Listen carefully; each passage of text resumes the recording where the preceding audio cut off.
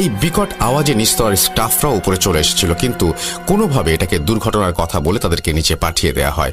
পরবর্তীতে যখন বন্ধুদের জিজ্ঞেস করি কিভাবে এটা হলো, তখন তারা বলল আমরা খেলা ছেড়ে পাশের রুমে চলে গিয়েছিলাম, ঠিক তখনই বাকি তিনজন গুড বাই বলে গেমটা শেষ করার আগেই টেবিলটা কাঁপতে শুরু করে, হাওয়ায় ভাসতে শুরু করে আর নিজেই উল্টো হয়ে মেঝেতে পড়ে যায়।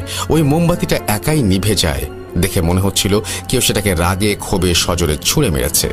এদিকে এসব দৃশ্য দেখে ভয়ে অন্য বন্ধুর হাতে থাকা মোবাইলটা মেঝেতে পড়ে যায়, কিন্তু সবার চোখের সামনে সেটা হাওয়ায় ভাসতে থাকে এবং কেমন যেন ওটা ওই যে বললো যে স্পার্কিং শুরু হয়ে যায় আর কি। এটা দেখে আমাদের কারো মুখ থেকে কোনো কথা বের হচ্ছিল না। সারাটা রাত পাশের রুমে গিয়ে আমরা লাইট জ্বালিয়ে বসেছিলাম, কিন্তু তারপরেও বারবার মনে হচ্ছিল কেউ একজন আমাদের সামনে দিয়ে হেঁটে যাচ্ছে।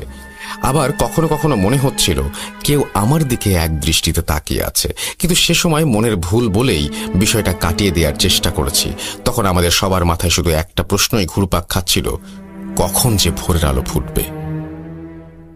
যা হোক, এটা তো ছিল সেই রাতের কথা যেটা কখনো ভুলব না। তবে সেই রাতের অনুভূতি এবং অনুভব করা বিষয়গুলো যে মিথ্যা ছিল না, সেটা পরের দিন সকালেই বুঝতে পেরেছি।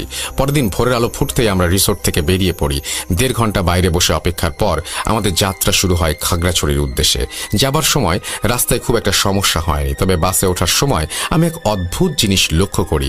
বাসে ওঠার ঠিক আগ মুহূর্তে আমি দেখতে পেলাম একজন বৃদ্ধ লোক মাটিতে বসে মায়াবী চেহারায় অপলক দৃষ্টিতে আমার দিকে তাকিয়ে আছে।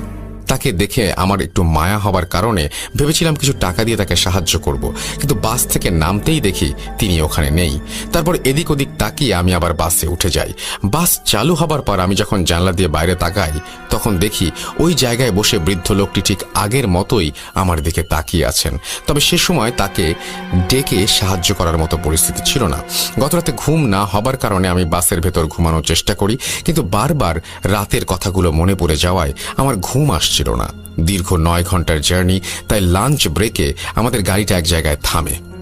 আমরা বাস থেকে নেমে লাঞ্চ করে বাইরে দাঁড়িয়েছিলাম। ঠিক তখনই কিছুটা দূরে আমি একটা চায়ের দোকান দেখতে পেলাম, আর সবচেয়ে অদ্ভুত বিষয়, সেই চায়ের দোকানের পাশে মাটিতে বসে আমার দিকে অপলক দৃষ্টিতে তাকিয়ে আছেন সেই লোকটি যাকে আমি বাসে ওঠার সময় দেখেছিলাম। ব্যাপারটা আমার কাছে অদ্ভুত লাগলেও ভেবেছিলাম তিনি হয়তো অন্য আরেকটি বাসে করে এখানে এসেছেন। কিন্তু অপলক দৃষ্টিতে তার তাকিয়ে থাকা সত্যিই কেমন যেন এক অনুভূতি জাগিয়ে তুলছিল। এরপর বাসে উঠে আমি ঘুমিয়ে পড়ি। ঠিক গন্তব্যস্থলে পৌঁছেই আমার ঘুমটা ভেঙে যায়। বাস থেকে নামার পর আমাদের 4-5 বন্ধুর 2জনের বাড়ি রাস্তা একদিকে আর বাকি 3 জনের বাড়ির রাস্তা অন্যদিকে। বাড়ি ফেরার আগে তাদেরকে শেষ বিদায় জানানোর সময় যখন জড়িয়ে ধরেছিলাম, তখন পেছনে তাকিয়ে দেখি কিছুটা দূরে সেই লোকটি আবারও আমার দিকে অপলক দৃষ্টিতে তাকিয়ে আছেন। এবার আমার বুকটা কেঁপে ওঠে। আমি বন্ধুদের ওই জায়গায় ইশারা করে জিজ্ঞেস করি, ওই লোকটা কি আমাদের ফলো করছে? বাসে ওঠার সময় থেকেই ওনাকে দেখছি, আর উনি ঠিক ওভাবেই আমার দিকে তাকিয়ে আছেন। আমার কথা শুনে আমার বন্ধুরা একটু অবাক হয়ে আমাকে জিজ্ঞেস করে, কোন লোকটা? ওখানে তো কোনো লোক নাই। স্ট্রেসের জন্য তুই চোখে ভুল দেখছিস হয়তো, যদিও মাথার ঠিক নেই।